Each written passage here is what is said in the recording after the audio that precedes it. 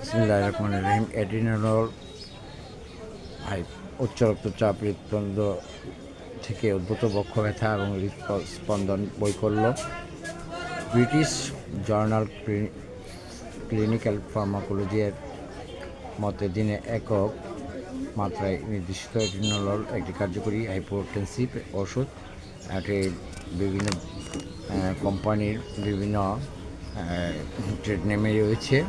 অ্যাড্রিনাললের গুরুত্বপূর্ণ ব্র্যান্ডসমূহের মধ্যে রয়েছে অ্যাটিবিট, অ্যাটিলক, ভিটানল,